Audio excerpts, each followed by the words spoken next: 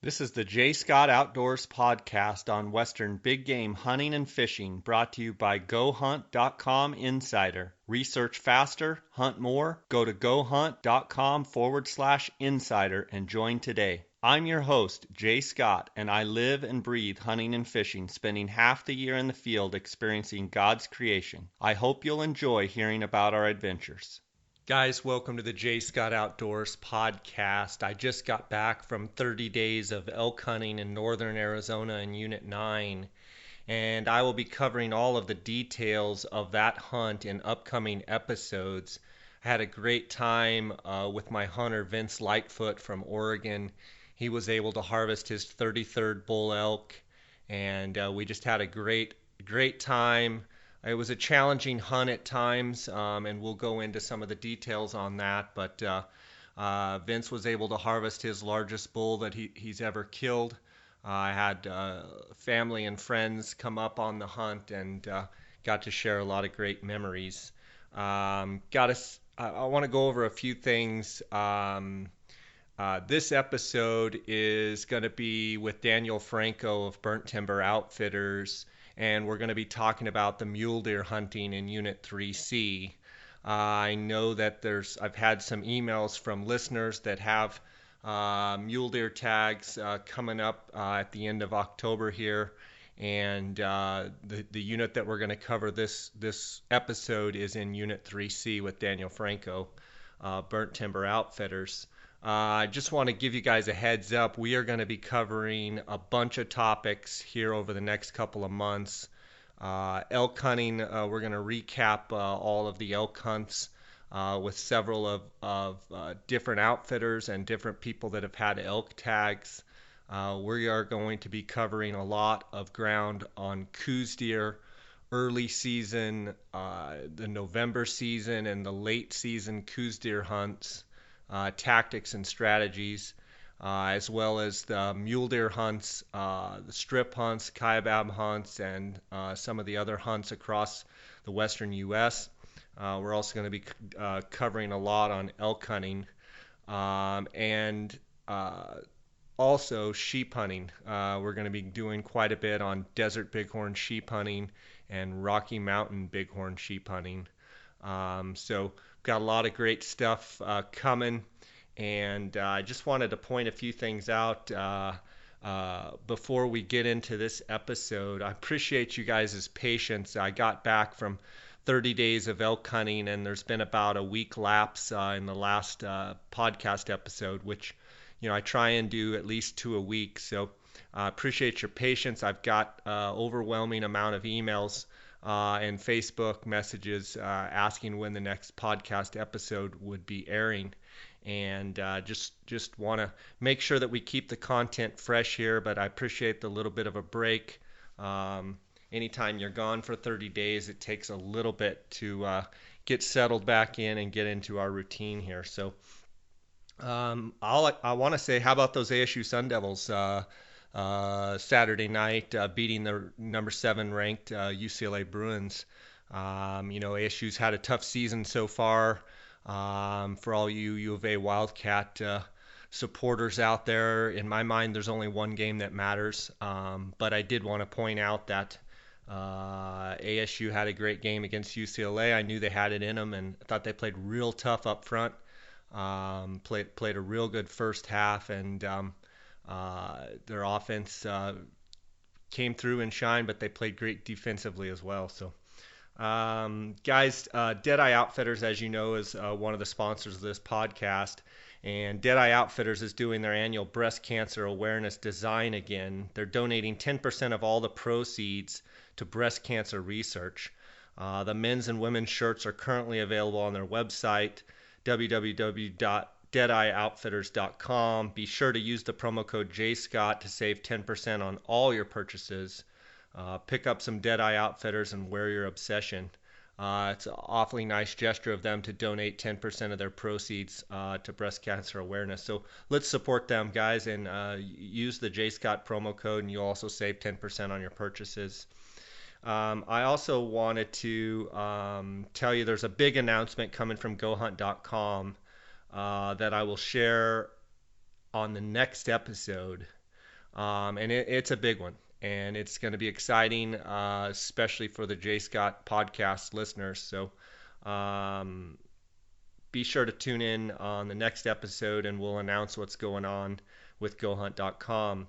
Also, be sure to go to GoHunt.com and check out their lineup of landowner tags. If you're still looking for a hunt, they've got a bunch of hunts under their landowner program there, and you can find a bunch of good hunts still on their site. Don't forget to sign up for the Go Hunt Insider. Use the J Scott promo code and receive a $50 Kuyu gift card. Um, Speaking of Kuyu, some people had been asking me. I wore those Kuyu Tiburon shorts all summer fishing out of my raft in Colorado, and wore them every day. Had a couple different pairs and just basically just wore them all the time and wore them up at elk camp. And I had a lot of people asking me how I like them. Absolutely love the Kuyu shorts. They're just awesome. That's the only word I can use to describe them. They breathe very well. They're very light, very comfortable. Love those shorts. Um, I want to also tell you guys, my hat's off to John McClendon and his hunter, James Murphy. John McClendon, the day before I came home back to Phoenix, I went by John's camp and saw the bull that James Murphy had harvested. He harvested Dozer, and Dozer is a bull that's John thinks is 12 or 13 years old, and many people have had encounters and had photos and video of Dozer. But John's hunter James was able to harvest him, I believe, on the 11th evening of the hunt. 11th afternoon, and I was able to hear the story in full from John and his hunter. And looks like Dozer gross score, preliminary camp scores around 408. And he's just a legend of Unit 9. And it was exciting to hear how that all went down. And we should be having James here on the podcast so that you guys can all hear how that hunt went down. And just a real interesting year. I've been getting feedback from friends and fellow outfitters all across the state and all across the western states, and we're going to cover a bunch of ground over the next few episodes and get to the bottom of the elk rut of 2015 and see what we can learn from it. So, guys, I hope you enjoy this episode with Daniel Franco, a good friend of mine out of Heber, Arizona. Salt of the earth guy, as good a guy as you'll ever meet. Great outfitter, born and raised right there in the unit, and it's going to be a great episode. I want to thank you guys for all of the emails and all of your support while I was elk hunting. Met a lot of you out in the field. I ran into former Cardinal quarterback Stoney Case out in the field, and I introduced myself, and he introduced himself, and I said, "Hey, I used to watch you play football," and he says, "Hey, I listened to your podcast." So, pretty cool encounter out there in the field. Gonna have Stoney here on the podcast over the next couple months, and it's nice to see Stoney and someone that I admired watching play football. And it's halftime right now. The Cardinals are they're behind the St. Louis Rams 10-9, and hopefully they'll have a great second half here, and they're off to a great start. Hopefully they can go 4-0. So, guys, I want to thank you for all your support. You can email me at jscottoutdoors@gmail.com. You can also follow along on my Instagram account at jscottoutdoors. You can also hashtag your photos on Instagram, hashtag jscottoutdoors. Just overwhelming support from you guys, and I want to thank you for that. You can also follow along on my YouTube channel, on J. Scott Outdoors Facebook, and of course on my blog, jscottoutdoors.com. I wanted to end by telling you that the 10 most played episodes on the J. Scott Outdoors Western Big Game Hunting and Fishing podcast. Episode number 50, Field Judging, Part 1 with my friend Craig Steele. That's number 1. A recent newcomer, episode 72, Joel Turner Elk Calling Techniques, and covering archery target panic, has jumped all the way to number 2. Episode 51, Field Judging Elk Part 2 with Craig Steele. Number 4 on the list is Maximizing Your Success and Learning to Be Efficient with Chris Rowe, episode 67. Episode 63, Bow Hunting Elk Tactics, again with Craig Steele. Episode 41, Row Hunting Resources Elk Interview. That takes the number 6 spot. Number 7, again, Why It Matters with Chris Rowe of Row Hunting Resources. Number 8, episode 53 with Stephen Ranella, good friend, host of the Meat Eater TV show, whom we're going to have on the podcast here again soon. Number 9, episode 66, the Rich Outdoors podcast with Cody Rich. If you haven't listened to his podcast, it's a good one. You need to check it out. And then number 10, episode 14, Burnt Timber Outfitters, Daniel Franco and Mike Hancock talking about elk hunting in Arizona Unit 1 and 3C. So far, that's the top 10 most played episodes. Guys, with your support, we are on our way to 1 million downloads, and I have no one to thank but you guys for all your support, also my sponsors, but just overwhelmed with and humbled by the support you guys give the podcast. So let's get right to the episode with Daniel Franco, and can't wait to share a bunch of stuff with you guys this fall. Welcome to the J. Scott Outdoors podcast. Today we've got good buddy of mine, Daniel Franco with Burnt Timber Outfitters out of Heber, Arizona. And today we're going to talk about mule deer hunting in Unit 3C. Daniel's born and raised in Unit 3C there in Heber, and I'm excited to get his inside knowledge on what's going on up there in 3C. Daniel, how you doing? Great. It's great to have you back on. We had you and your partner Mike Hancock in Burnt Timber Outfitters on talking about elk in Unit 1 and 3C, and it's still one of the most popular podcast episodes on the podcast here. So wanted to have you back on. Sorry we couldn't get Mikey on, but we'll get him on another time talking about something else. I'm excited to hear about 3C and the mule deer and to get your take on how things are going up there. I thought I would point out that, you're very well known for being a great elk guide, but you're somewhat of a little deer snob yourself. You shot a 193-inch mule deer with your bow and a 196-inch Kansas whitetail with your bow in the same year, and you're actually kind of a closet Coues deer hunter. You love Coues deer, I know, and so I'm anxious to pick your brain. How you been doing? Good. Been doing real good. That's awesome. What's going on up there with conditions as far as rainfall? How has this summer been? Absolutely phenomenal. It's been by far the wettest summer we've ever had. I think I heard somebody mention, I'm not exactly sure if this is true, but I heard somebody mention that we had 14 days of measurable rain in June. Which is usually our driest month. Oh yeah. I can remember numerous Junes where we didn't get a single sprinkle. And we had more rain in June than I've ever seen.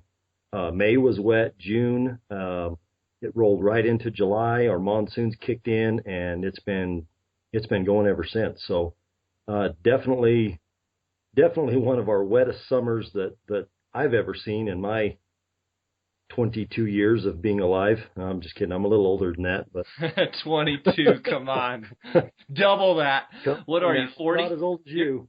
You're 40, aren't you? I am 40 years old. Oh boy, Oh boy. it's all downhill from here. But Daniel, you're born and raised there, and you've lived there for 40 years, right? Yeah, born and raised And here. Been playing in these woods ever since I was a teenager. yeah.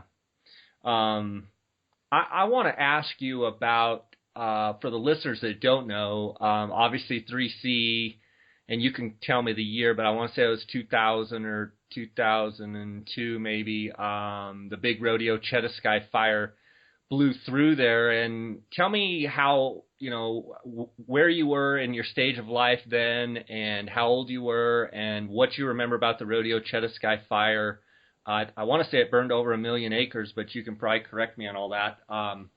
Tell me about the rodeo Chetasky fire coming through there, and what you did, and all that went down. Oh well, it was in 2002. It was in about the middle of June of 2002. I was not newly married, but fairly newly married. I had two kids at that time, and just living here in Heber. The rodeo fire actually started first, closer to Sholo, and then about a week later, the Chetasky fire started. They ended up merging and pretty much burning the majority of Unit 3C south of Highway 260 between Highway 260 and the Fort Apache Reservation. I was living in Heber, working here. They actually called for an evacuation, and all of the women and children ended up leaving. Myself and my brother and my neighbor decided to stay behind to kind of see, if there was anything we could possibly do to save our homes. By the time the dust cleared, there ended up being about 35 men in my neighborhood and surrounding area that all ended up staying. And we kind of were the behind the scenes guys here in town, and kept reports, to people. When it came through, it was unlike anything I've ever seen. It was just raw, awesome power of Mother Nature. It burned, I don't remember off the top of my head, but I want to say it burned close to 50 houses in Heber and Overgard. And just crazy, just one of those things you never imagine, but Daniel, when it got close, could you hear it? Oh yeah, it sounded like an airplane, like the jet engine of an airplane, just screaming. We were actually we were up on a third story deck of a house, surrounded by huge pine trees, and it came over the ridge, and I mean it sounded like a jet engine just at full speed, and there was loud pops and bangs from the trees exploding.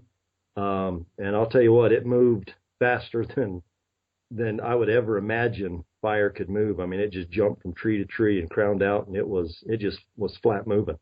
How close did it get to your house there where you're at? It burned, about the closest point to my house is, I'm going to say 600 yards, a little less than half a mile. It came down the top of the ridge. We actually had of the group of locals that stayed behind. We had a couple of skidder operators, and of course most of us knew how to run a chainsaw. So we went up and actually cleared a couple of fire lines on the top of that ridge to block it from coming down the top and through quite a few of the houses of the men that had stayed behind. So that helped to divert it for sure. Daniel, what has that fire done to the mule deer population in 3C? At first it didn't act like it was going to do a whole lot. In fact, for about the first 4 years through about 2005, 2006, we really didn't see much of a change in our mule deer population. The elk were exploding. They were doing good. The quality was on the rise. The numbers were on the rise, but the mule deer, it took them a while to kind of get reestablished. But then they started to benefit off of all the new browse that was coming up in '06. '07, '08, and then on through. It created a ton of new forage and browse form that we didn't have before. A lot of ground cover, a lot of oak, young oak thickets that started growing up after that fire, and juniper thickets that the deer just loved. And I mean, even today they thrive in them. How did the Game and Fish manage the numbers? I believe I know they shut the turkey hunting down. I think they maybe really limited the elk down. I think that's what made them really jump up. Did they shut the deer down for a year or two, or did they just lower the numbers quite a bit? They lowered the numbers. They never did actually shut it down. I think and I'm trying to remember. I had a friend who had a tag. I want to say in '03 or '04. And there was 150 tags. I do remember that. I want to say the year after in '03, it may have been down to 125. It stayed at 150 for a year or two. I want to say '04, '05. And, starting in '06, they started to slowly increase them to 175. And then it finally got to the point where the deer were getting established. The numbers were up. It was fairly common to just drive the roads and see a group of does and bucks.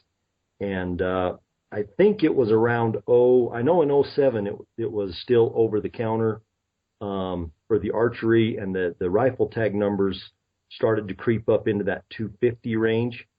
And then when it got to 2009, they bumped it up to 300. And then the next 2 years after that, it actually went as high as 350. So they increased it as the population started to increase. However, in my opinion, I think they kind of overcompensated. I would have preferred they took a little slower approach to raising the tags, because in my opinion, I think we're still lagging behind a bit from just the large number of tags that were given out when they were finally starting to reestablish. Numbers were up, quality was up. We were just hammering them with so many tags and so much hunting pressure, and that took its toll. It didn't take long, and it really started taking its toll. So what year would you say, or what series of years were probably some of the best trophy bucks in 3C? Well, I would say without a doubt 2010 was by far our best year. In 2010, they still had the juniors hunt at that time. It was before they had changed it to an alternative management unit. And in 2010, we ended up shooting on the juniors hunt. We shot a 178 4-point, a 214 buck, which is unheard of. And then on the general season with 350 tags, we still managed to shoot a 193-inch 4-point. So that was by far one of our best years, best strings of bucks that we put together in 2010. And then, since then, it just seems to have kind of slipped just a little bit, with an occasional kind of bright spot in there. But I kind of got a little bit ahead of myself. For the listeners that don't know Unit 3C, could you give me the geographic boundaries of 3C so people can get an idea of where we're talking about? You bet. 3C is, for the most part, it's along Highway 260. It actually runs on both sides of Highway 260 from Heber to Show Low. And then heading west towards Payson, just before you get to the Mogollon Rim, there's a kind of the main divider that everyone knows it as is the Young Road, even though it does go down the Young Road a couple miles. But pretty much from the Young Road to Heber, it's everything on the south side of Highway 260, and then it actually forks off at Highway 277. Which takes you to Snowflake, and it's everything south of there all the way to the Fort Apache Indian Reservation, all the way to Snowflake, and then heading south to Show Low, and then straight up through Show Low until you hit the reservation boundary. When you were a kid, Daniel, and the forest was not burned and you had a lot of timber, growing up as a kid, did you see a lot of deer? Did you see a lot of big bucks? Talk to me a little bit of how things have changed or how they've remained the same. We did. I know I mentioned this in our previous podcast when we were talking about elk. When I was growing up in high school, junior high, all we had around here for the most part was deer. Every now and then you would see an elk, but for the most part, our forest was comprised of deer. I can remember numerous evenings that we would go out and spotlight as kids, and it was pretty common to see 10, 12, 15, 20 bucks in an evening. And just thinking back in my mind, I can remember a couple of them were big. And of course, everything seems bigger when you're young, but I can remember some really big bucks. There were quite a few big bucks that were killed back in those days by a lot of the old timers. And then the deer, for some reason, the deer. By the way, not to interrupt you, but now you're the old timer, right? I know. Thanks for reminding me, Jay. Yeah, I know. Hey, I'll always be one step ahead of you. Actually, two steps and 2 years ahead of you. Yeah, 2 years is right. Yeah. Yeah. Go ahead. It used to be great for deer. We used to see deer all the time as a kid, and then I can remember for my 14th birthday. Only in a small town does this happen, but I convinced my mom and dad to take me and 5 of my friends out in the middle of the woods, drop us off, and for my 14th birthday, we went camping. And my birthday is September 18th, so it was right dead set in the middle of the elk rut. And I remember these elk just bugling all around our campfire and our tent. So we went out that night and were just screaming at elk. We didn't even have a diaphragm, a call. We were just using our voices to bugle elk. And we chased elk until midnight, came back to our camp, went to sleep, got up the next morning. They woke us up in the morning, and off we went again, chasing elk, screaming at them and bugling and raking on trees. And that was kind of one of my first introductions to elk hunting, to be honest with you. Prior to that, it was all mule deer. Wow, that's a pretty cool story. Daniel, we're going to take a quick break here to hear from our sponsors, and we'll get right back with you. Okay. Guys, as you know, GoHunt.com Insider is the title sponsor of this podcast. And I want to tell you, you get a free $50 KUIU gift card if you sign up for the GoHunt.com Insider. All you have to do is click on the blue Join Now button.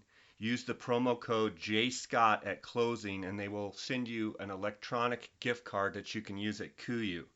I wanted to tell you why hunters prefer the Go Hunt Insider.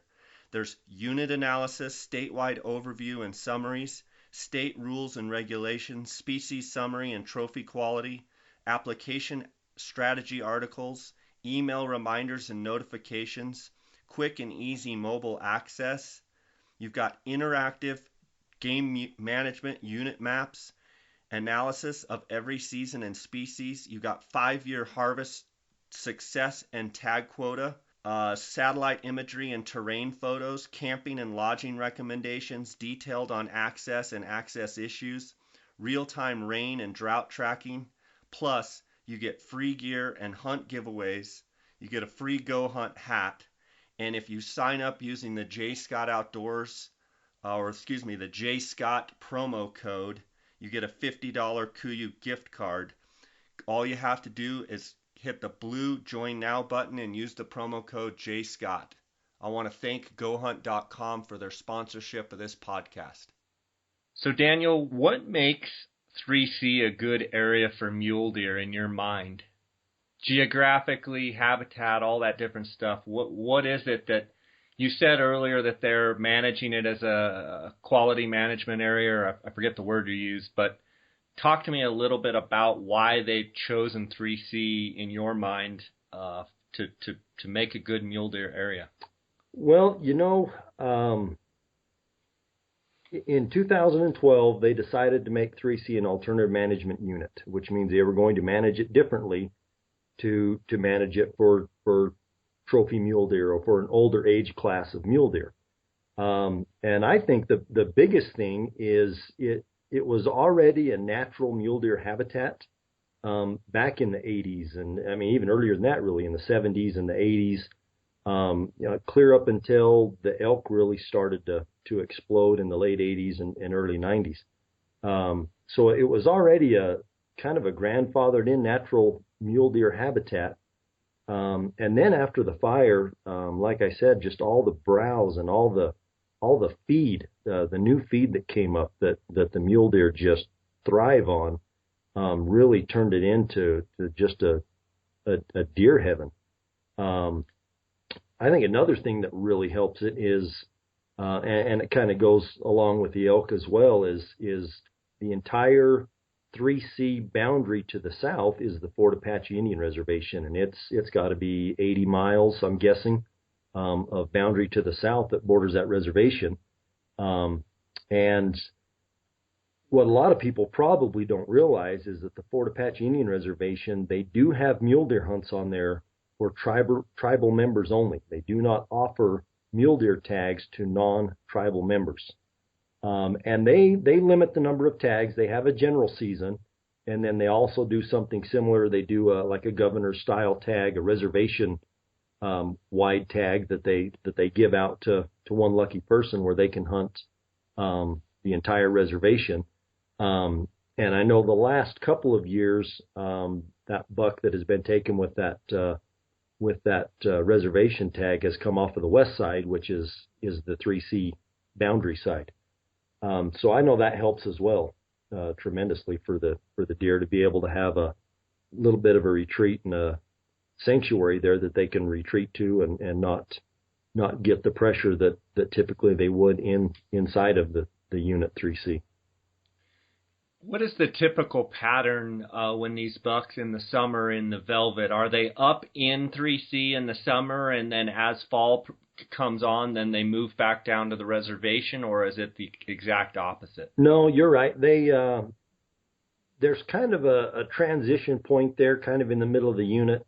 It seems like, and I mean it's kind of hit and miss. But when winter hits, we get a lot of that snowpack. That the majority of that Mogollon rim on the southern end of 3C is all north-facing slopes. So once we start getting snow in the wintertime, it packs in there.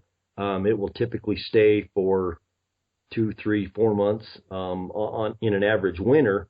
So a lot of those bucks will retreat to the reservation because all the reservation side of the Mogollon rim is all south-facing. So it gets all the sun, the snow burns off faster, the feed greens up quicker, there's more moisture. So they'll retreat there in the wintertime. Once you get down closer to Highway 260, those bucks will tend to stay there and even move north a little bit in the wintertime. We've seen bucks move down into there in December and January during the rut. They'll move north across Highway 260 and down into that lower cedar country where they'll spend the rut down there.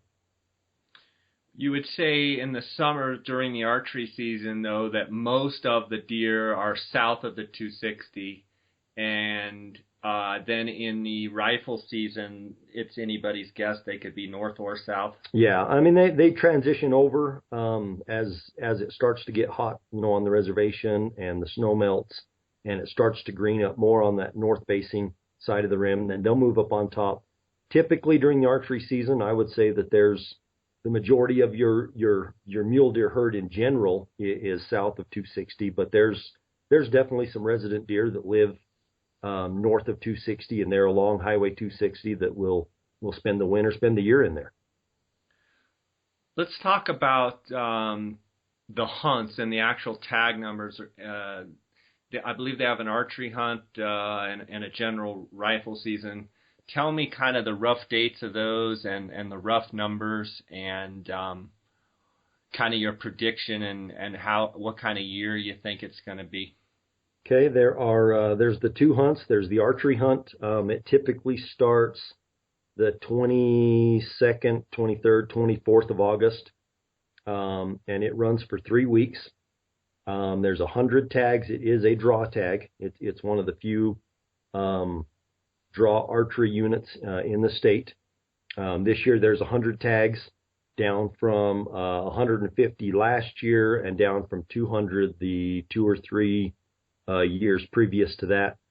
They changed it to a draw when they went to the alternative management in 2012. This is the lowest number of archery tags we've had in the unit this year. And then, of course, in October, typically starting around the 24th, 5th, 6th of October is the general rifle season, and there are 125 tags during that hunt. And last year it was 125. Previous to that, it was 225. And like I said, back in 2010 and 11, I want to say it was up around 350. Those couple of years. So yeah, they've definitely decreased the number of tags. Seems like we're going in the right direction to maybe get some quality back. We are, and that's what they're striving for. They've one of the requirements, if you do draw a deer tag in the unit, is they do require a tooth for aging, which has been kind of cool, kind of unique, just because we've kind of guessed the ages on a lot of bucks, and now we're harvesting these bucks with clients and sending in teeth and finally getting some data back and knowing actually how old a lot of these bucks are that we're harvesting. So it's kind of cool, kind of interesting to see some of the age of some of the deer. It's actually been a little bit of an eye opener to me, kind of surprising. It's a lot of people think, well, the older the deer, the bigger the rack. Well, I can tell you that is 100% not the case. And what year are you finding that they're kind of at their peak, Daniel? Sorry to interrupt you. Oh, no problem. Well, just to give you an example, 2 years ago, 2013, we had 3 clients in Unit 3C on the rifle hunt.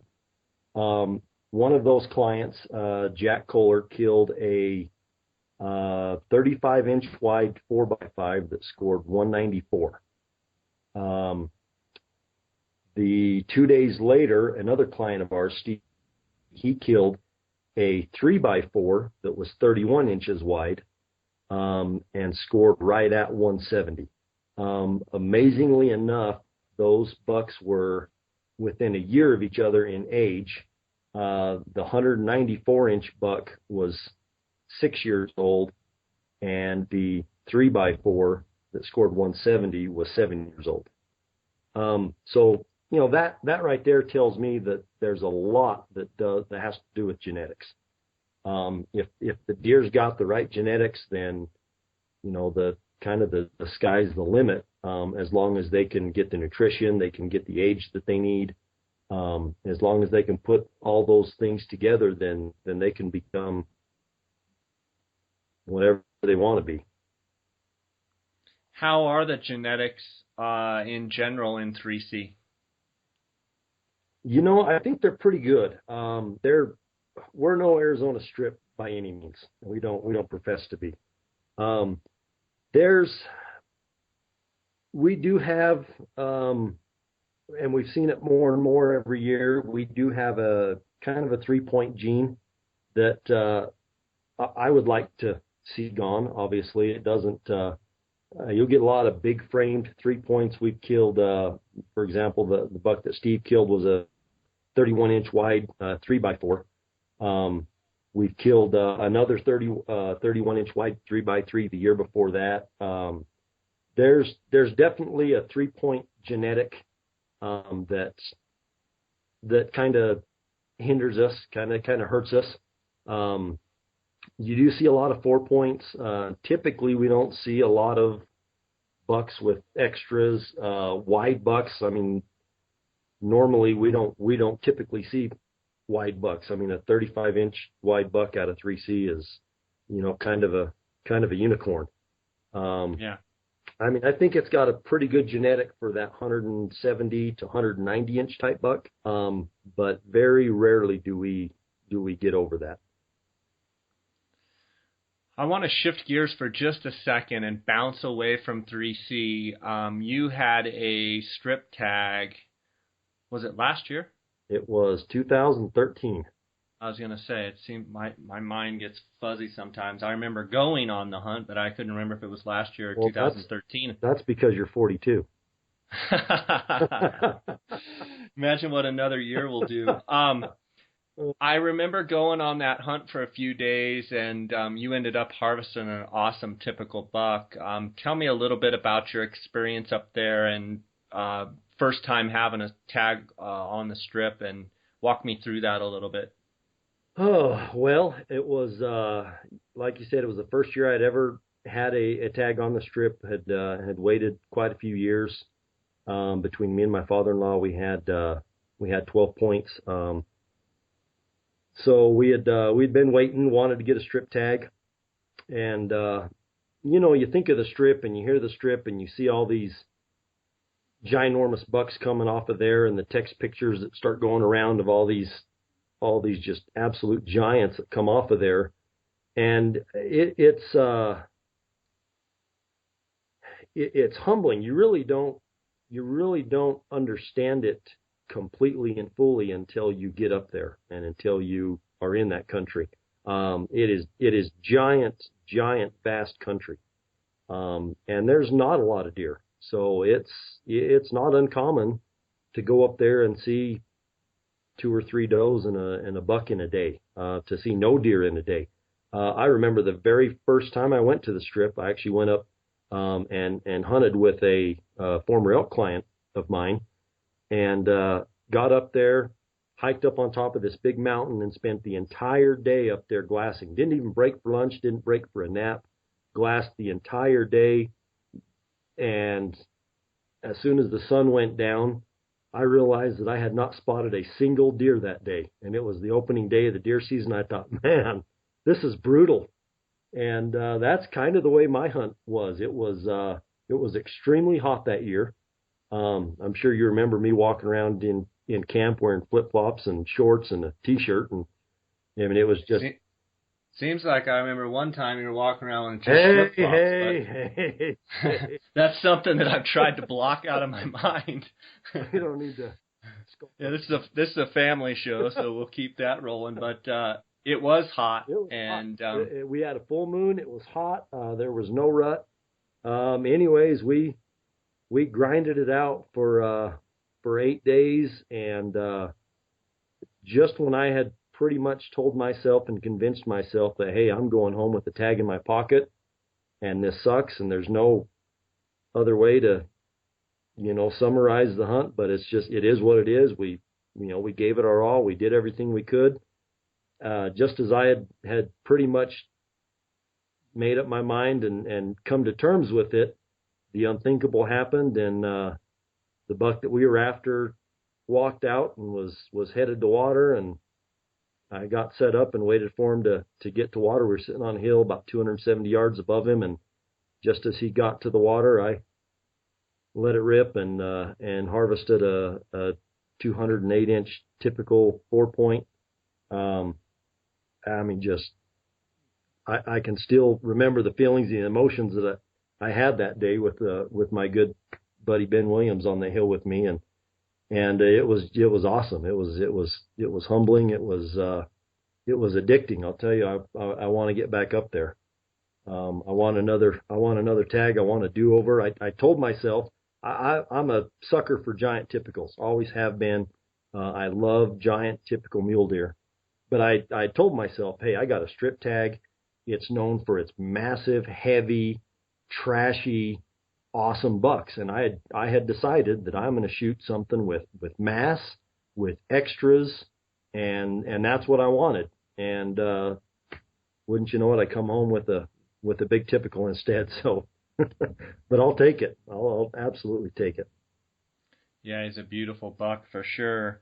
Bouncing back to 3C, with the juniors hunt gone, I feel like the juniors hunt was in early October, and it took a lot. It was great for guiding because you could kill a couple good bucks because they were kind of still in their summer patterns. But do you feel like with the junior hunt being gone, that the quality of deer will probably go up if they keep it the same for a couple years? Absolutely, absolutely. Yeah, and that junior hunt was fun. I'll be the first to tell you it was one of the funnest hunts I've been on. The bucks were still in their summer patterns. Some of them were still in velvet. Some of them were just coming out of velvet. Very docile, very calm. They hadn't been harassed, and that's one thing that we unfortunately have to deal with on that 3C rifle hunt is a lot of harassment, and we'll get into that a little later, I'm sure. But just an awesome hunt, and yeah, they had 125 tags set aside for the juniors, starting in about '09. Clear up through 2011, and then in 2012, when they decided to go alternative management, they dropped it to 25. And then they decided, well, we don't have any alternative management junior hunts in any of the rest of the units, so let's drop the junior hunt. We'll give it to the general people, and then they went up to 225, just a straight across trade on tags, and went to 225 in the general in 2013, and then have since dropped it 100 down to the 125 that it is. But yeah, it's definitely going to help the unit. I've talked to a lot of guys and told them that, this unit is only going to get better with time, because as long as we have 125 tags and 100 to 150 archery tags, we're going to start getting a huge recruitment of bucks every year that make it through another year. Because the archery hunt with what is it, 100 tags? The success, I'm just guessing, I don't know, but what is it, about 30%? Oh, no, it's way below that.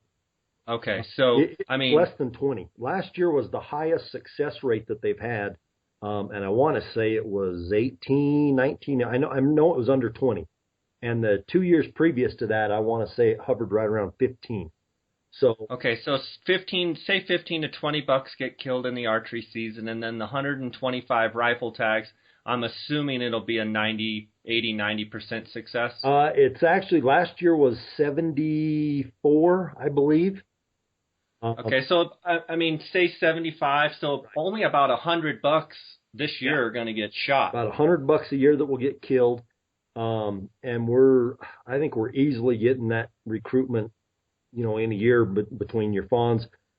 Just to kind of prove that point, in the Game and Fish survey last year, when they surveyed deer, they actually surveyed 64 fawns to every 100 does, which was almost, not quite double, but it was a huge increase in their survey. The crazy thing is they actually surveyed less bucks last year than they did in the year previous. And that's one of the reasons they decided to keep it at that 125 tags.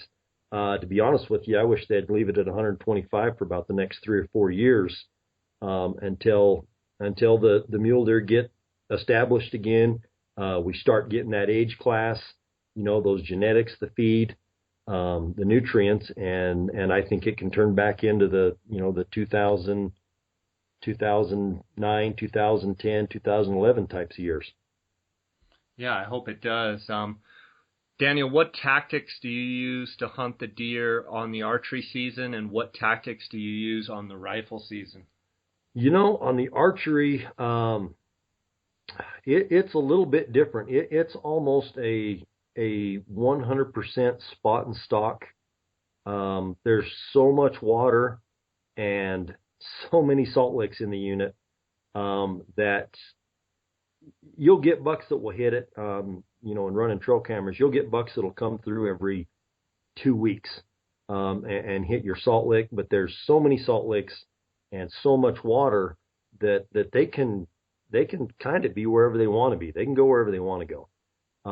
So on the archery hunt, I would say it's almost 95% spot and stock.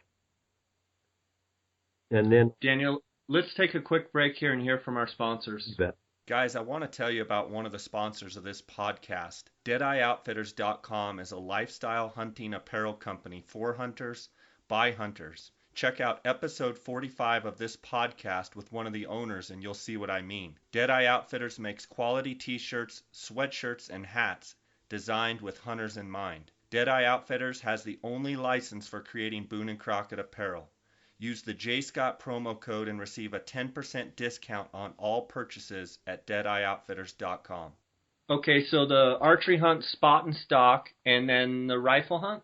You know, the rifle hunt is pretty much the same. By October, a lot of the oak leaves are gone, so a lot of the greenery is off of the trees. It makes visibility and glassing a lot easier. And I would say, since 2007, 2006, we have primarily been spot and stock and bucks on that rifle hunt. Glass them up, work in, get them bedded, work in, get within rifle range and whack them. So I have heard of a couple of guys trying to sit water in certain areas. There are some spots in the unit that aren't very susceptible to glassing, just too flat, not enough elevation and vantage points. So I have heard of a few guys trying to sit water, sit a salt, sit on the edge of a canyon, try to catch them out feeding. But primarily, getting a high vantage point, glass them up, and then playing the cat and mouse game with them. Daniel, how does the pressure affect the deer movements and the patterns? I know it has to. I think with 125 tags this year on the rifle, it's going to be way better. But, they get jostled around the whole archery elk season. There's probably some cow hunts. Talk to me about the pressure. Oh, here's the sad reality of 3C. Starting from about August 22nd, 23rd, whenever the archery deer season starts, they're chased then by, this year it's going to be 100 archery tags. So there'll be 100 people out in the woods chasing mule deer for 3 weeks straight. Towards the end of that hunt, all your elk scouters come in, they start scouting elk, and then it rolls right into the 2-week-long archery elk hunt in 3C, which takes place the first middle part of September. The second that hunt ends, the early rifle hunt starts and runs for a week. The second that hunt ends, they actually have a 4-day break in there before any other hunt starts, but then we start right in with a junior cow hunt that goes for a week, and that general cow hunt that goes for 10 days, and then we actually get another 4-day break just before the start of the rifle deer season. So they pretty much get nonstop pressure starting in August, the end of August, with just stop people and traffic and getting bumped by elk hunters and by cow hunters. And so pressure is huge. And because of that, these bucks tend to gravitate to little pockets that they know, that they like. And we found that kind of year after year, they're in these same pockets, unless there's 20 cow elk hunters that go into this one pocket and they're hunting cows in there and shooting and packing them out. Then they'll leave and they'll go to another pocket. But the deer in 3C, especially the bucks during that rifle season, they become extremely concentrated into these little pockets, and it can make it pretty hard to find. I mean, it can make it where it's a challenge and it's difficult. There's been every year I can think of a buck that we had found and we're watching, and inevitably during that general cow season, I want to say there's 350 to 400 tags. People come in there, guns ablazing, rangers, four-wheelers, trucks, packing them out, walking canyons, and they end up blowing the deer out. And every year we lose a buck that we want to hunt, want to try to kill, because of that nonstop pressure. Well, that's too bad, but that's why you're in business, being a local guy and knowing where they like to hang. I'm sure it's very difficult for people that don't live up there. And, one of the things I've hunted with you so much up there for turkeys and elk and everything else is, blows my mind every time I hunt with you and Mike, and it's just like, I'll be like, yeah, that turkey was gobbling, and you're like, he flew down to the south, didn't he? I'm like, yeah. And you're like, and then he walked by that one downed log, didn't he? And I'm like, dude, I mean, can an animal not move in the unit without you knowing about it? Yes, they can, Jay. Not many. I can attest to that, but it's been fun hunting with you guys up there because of how well you know it. I mean, I can call you on the phone and be like, I'm on this ridge. Okay, I know where you're at. And then you'll see, like, you'll go down another couple hundred yards. There'll be a skid trail to your right. Take it down and cross up the next ridge, and it'll put you over on such and such road. And I'll be like, it's crazy how well you guys know that. But, I mean, I guess if you born and raised and got dropped off out in the middle of nowhere to just fend for yourselves when you were little, you would do that. Well, I mean, you know, it amazes me that the more we hunt, the more we still learn little things every year, it seems like. But it's hard to compete with local knowledge. You know, knowing a lot of the little cuts and canyons and crevices. I mean, you know, especially with these deer in October, I can go back to the same 5 or 6 cuts every year, and there's always bucks in them. And they're cuts that nobody messes with during the elk hunts. Nobody wants to walk down in there and cross over into these little fingers and cuts. And inevitably, every year we've got bucks in there. It's just a matter of having the right bucks. Yeah. But yeah, it's fun. There's no doubt about it. It's a blast. Daniel, will it surprise you on the archery hunt if someone shoots a 200-inch deer? And the same question for the rifle hunt this year. Yeah, I would say yes. And the reason I say that is 3C is just not – it's got great genetics, but not that good of genetics.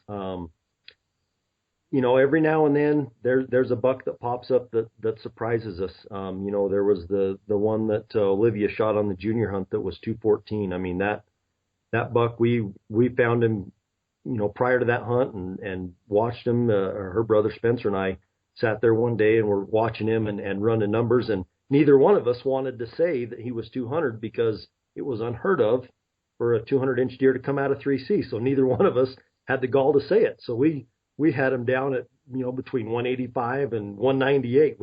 We couldn't say the 200 mark. You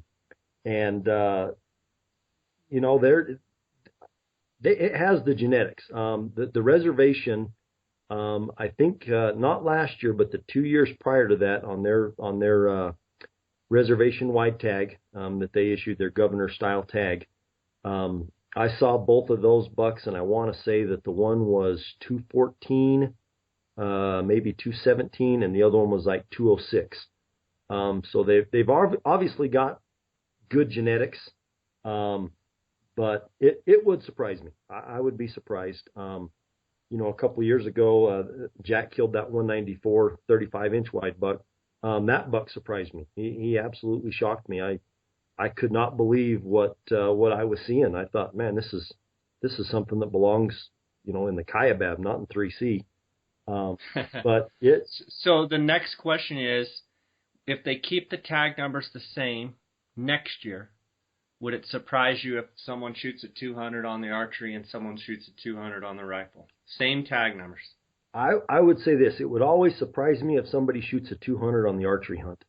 And the reason I say that is, our deer rut quite a bit later than Utah, than the Arizona Strip, than Colorado. Because of that, they tend to shed a lot later. They'll shed their antlers a lot later. And because of that, they tend to grow and progress a lot later in the year than the strip bucks, than the Utah bucks. So you've got bucks into October that are still sporting velvet. Oh yeah. The majority of our bucks won't start rubbing until the very end of September, first part of October. That junior hunt used to be the first Friday. I want to say it hovered right around the 9th, 10th of October. And there were numerous bucks killed on that hunt that were in full velvet, and the ones that were killed out of velvet had only recently rubbed in the last day or two. So our bucks won't won't fully mature and be full grown until about the middle of September. Which, typically if you're shooting them the last part of October, we'll see it regularly where they're really soft and still balled up on their points. Wow. So they'll get a lot of shrinkage when they dry. So it would always surprise me if there was ever a 200-inch deer killed on the archery hunt. On the rifle hunt, it probably wouldn't surprise me here in the next 2 to 3 years if another 200-incher comes out of 3C. Daniel, I want to finish this episode with getting a few tips from you on field judging mule deer, what you look for in for a deer to be big. Well, I wait for Breck Bundy to send me pictures from the Arizona. That's a great answer. I know they're big. No. And hello to Breck, our good friend of the podcast. Had a ball up there with you and him on your hunt, and look forward to seeing him again. Great guy. Can't find a better guy. No, I actually just talked to him today, and he sent me a couple of pictures, and I just drooled. It's not right, but I know. I think a couple of things you need to realize in 3C. I guess anywhere outside of the Kaibab and the Strip, our deer down here do have a quite a bit smaller body, a smaller build than a lot of the northern Arizona bucks, it's very uncommon for us to see a 25-inch main beam. I would say our average beam length is probably 22 to 24, and 24 is a good beam. You mean average or on good bucks? You're talking on good bucks, I'm talking right? on good bucks, yeah. Yeah, okay. The other thing is the mass. I mean, we just, our bucks, of all the deer that we've killed,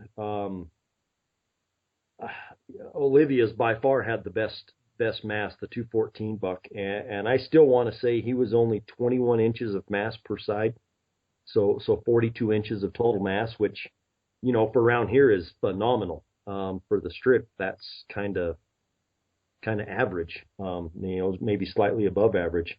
Typically, our bucks around here average between 16 and 18 inches of mass per side. So that's something you've always got to kind of remember. It's kind of like sheep. You kind of need to know the unit that you're going into, the average bases. It plays into the mule deer in 3C as well. So, like, if you see a buck that your eye tells you is 180, it's probably 170. You kind of got to deduct about 10 inches just from your eyeball judge. Yes. Yep. They've got big bodies. They're starting to pack on some weight, starting to get really big bodies. And so that will kind of throw you at first. You'll see kind of a smaller rack and think, oh, he's not that big. But then when you kind of start paying a little more attention and running the numbers, then they can definitely fool you. But yeah, the beams, I mean, I've seen guys do it time after time. They overestimate the beams. They overestimate the mass. The length is the length. The length is what it is. It's the beams and the mass that will kill you. The other thing is a inside spread of our mule deer. Our typical mature buck is probably going to be between 22 and 23 inches in his inside. In his ear spread. From ear tip to ear tip. Whereas on the Strip there'll be like 24 to 26. Yes. Yep. Okay. We're going to be 22 to 24. They're going to be 24 to 26. They just have they're a little bit smaller build of a deer, and so those three things are things that we always tend to look at. Spread, always check them with their ears. We'll always figure 22-inch ears, regardless, and that's helped us. Beams, we always tend to try to short our beams because we're not known for having a great beam genetic in 3C. I'm trying to think of the longest main beam that I've measured in 3C, and I would venture to say it's probably 25. And then the other is the mass. I mean, 16 16, 17. If you're getting into a heavier buck, maybe 18, but that's about it. That's about your average typical mass for the unit. Well, those are some good tips. I know some guys that have the 3C tag this year will be listening, and surely that'll help them. And I want to thank you for being with us today. And I look forward to always hunting around you and being around you. You're one of my great friends, and I appreciate your friendship over the years. And we've had some great times over the years, and look forward to many more of them. And absolutely. And you always seem to have a way to make me laugh, and being a father of 5 girls, and so you're outnumbered. I can understand sometimes how you just you crack up, and you got to keep everything fun, because I'm sure having 5 girls, there are times when you want to pull your hair out, although they're great girls. Well, you've never seen estrogen drama until you've been to my house once a week. But with that being said, yeah, they are phenomenal girls, and you've got a great family, and I always love coming up there and spending time with you guys. And you're always welcome. Yep, I know the Scott wing is always ready to go, and it's always available, so you'll leave the light on for me. So I know it. I know we've got a great fall coming up. I know you've got elk clients and deer clients, and you've got a friend with the sheep tag, and yep. I know you're on cloud 9 and looking forward to 2015 like I am. So until I see you next time, buddy, God bless you, and I know you're going to be pounding them hard, so I'm anxious to see how you guys do at Burnt Timber Outfitters. I wanted to give you a chance to tell my listeners how they can follow along with you, and how they can reach you. Well, we've got a couple of different ways. We've got our website, burnttimberoutfitters.com. It's also, there's a link on there to our blog, which I've got to admit we have not updated in quite a while. In fact, I think we even got kicked off of your blog because of inactivity. I'm still a little. I remember you calling me going, "What is that all about?" I said, "Well, if you don't update in 6 months, you get booted off." Yep, that's right. So. But I know you have Instagram and Facebook as well. Instagram and Facebook. I've actually been fairly recent to Instagram, and I've taken a liking to it. I actually like it a little better than Facebook. But I do too. Just Daniel Franco on Facebook, and Franco_BTO on Instagram. So. Awesome, buddy. Well, I hope you have a great season. I look forward to seeing you when I do see you, and until next time, God bless you, and tell the girls hello, and we'll see you soon. Will do. Thank you, Jay. Same to you. All right, buddy. Take care.